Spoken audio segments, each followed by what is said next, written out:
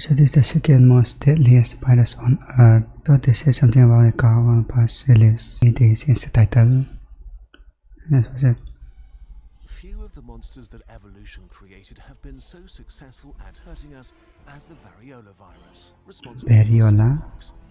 The carnage it caused was so terrible and merciless that it only just a smallpox, I guess. For the first time to act truly globally.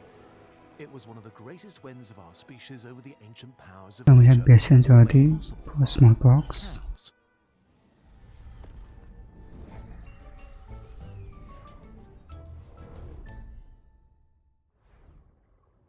Variola is a virus, a tiny machine that only seeks to reproduce itself. Evidence of it has been found in Egyptian mummies and in writing from India and China as old as 3,000 years.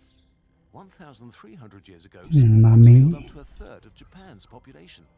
By the 1600s, it was one of the major causes of death worldwide. In late 18th century Europe, it killed 400,000 a year. Every third person who went blind. Even in the 20th century, a hot second ago in history, it still killed at least 300 million people. Smallpox is an abusive monster that returns over and over and over again, killing, maiming, and disrupting societies.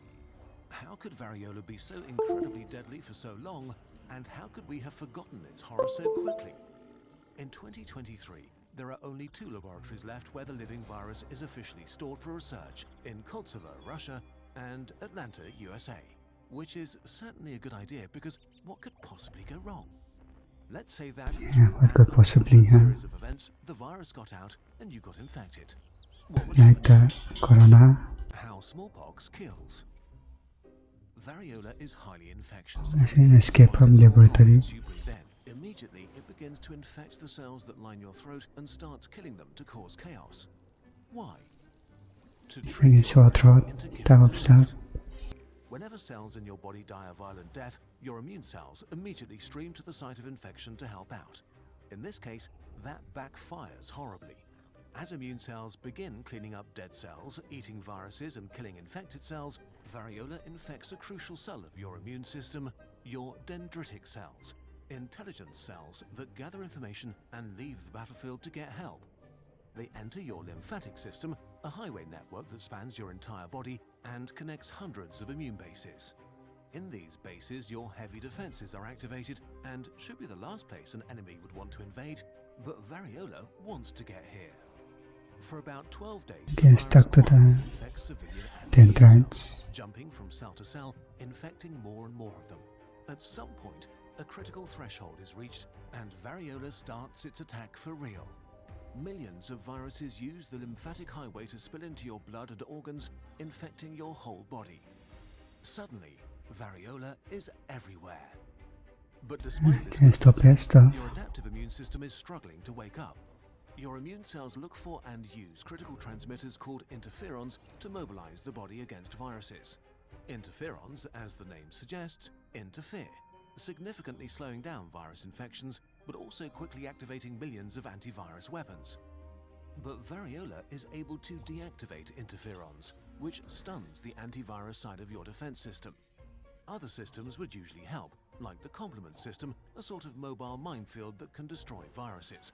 But variola manages to shut this down too. And so, with little resistance, variola spreads everywhere and infects billions of your cells all over your body. Among the infected are your capillaries, the smallest blood vessels in your body, which die in great numbers.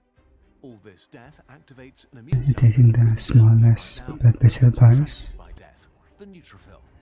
Normally an efficient killer of invaders great and small, it's not very effective against smallpox.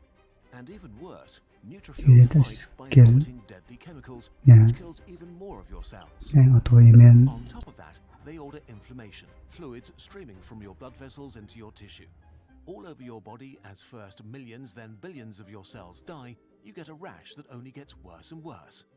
Pus and cellular junk fills it up as your body swells up with hundreds of lesions all over your skin and inside, even on your organs, all filled with billions of variola. That's not looking good. Now, the critical phase begins. As you fight for survival, you burn up in a high fever. Thousands of battlegrounds drain your blood of fluid that streams into your tissue and organs. Blood clotting appears all over your body, while floods of toxins from dead cells build up and can cause organs to fail. Your lungs fill up with fluid, making it harder and harder to breathe. One of two things happens now. Either your immune system wrestles back control, heavy weapons have been dispatched, killing infected cells, cleaning up the thousands of infections one by one, killing variola wherever it can be found, And they kill healthy cells to the immune system killing will forever variola. variola, making you immune forever. Or you die, overwhelmed by the infection and your immune system's panicked reaction to the body-wide infection. About a third of people who contract smallpox don't survive. And if you survive, you're very likely branded by scars and may even lose your eyesight or hearing. For thousands of years, this terrible disease ravaged the world, leaving death and destruction, traumatized and maimed This survivors. infection side Until one effects. day, humanity said, enough. Why don't we have Patient smallpox coming. anymore? Is better spec or Smallpox is something. one of the worst diseases humanity has ever known. A murderous, family-destroying, life-ruining monster. There was nothing you could do for the infected, but people noticed that if you survived, you were immune. So out of desperation, they came up with the dangerous practice of variolation. Take scabs from an infected person that had a mild case of smallpox, let them dry out, and grind them to a fine powder. Then blow the powder up the nostril of a patient or scratch their skin with it. If things went well, they only got a mild version of smallpox and gained immunity against This really disease. works method. Variolation probably worked because it introduced variola in a part of the body the virus wasn't prepared for, disabling most of its nasty tricks. And because the inoculation was left to dry out, that damaged the virus so it couldn't cause the full disease. Unfortunately, 2 to 3% of all patients still died because they got the smallpox or suffered other diseases as a result of treatment. Still, smallpox was such a horrible and to some degree unavoidable disease that people took the risk for themselves and Systemic their syndrome. children. Variolation spread around the globe while variola continued to kill millions. A victory over the virus only became a real possibility when scientists realized that it wasn't necessary to variolate with the real smallpox disease, but much safer to use material from cowpox, a variant that affected, surprise, cows. A truly revolutionary step, and only a few years later, this led to one of humankind's most Cowpox is the outstanding best achievements, thing. vaccinations. The innovation was simple. Instead of using the real virus to train the immune system, use a related virus, cowpox, that was only mild but also gave you immunity. Still, it would take another 200 years, countless individuals fighting the monster where they could, delivering vaccines to the most remote places on Earth. All the while, the disease ravaged on, killing over 300 million people in the 20th century alone. In 1966, the World Health Organization decided that humanity had to come together in a final major effort. A global smallpox news network based on residents in hotspots was created, tackling local outbreaks of the virus. Cases were encircled, vaccines given, preventing further spread. Smallpox only infects humans, so if we stopped the human transmission chain, we would starve the virus. The last naturally occurring infection was in 1977, and in 1980, just shy of 200 years since the first vaccine was used, smallpox was declared eradicated. Variola, the scourge of humanity, was dead. It's actually nice. Killed by it, no more mothers or brothers or uncles or cousins. It's hard to convey to people around today what an incredible win this was. One of the cruelest, most dangerous monsters that has hunted us for literally So millennia. they eradicated in 1980s. Us, apes with pointy needles. Today, we live in a time of enlightenment.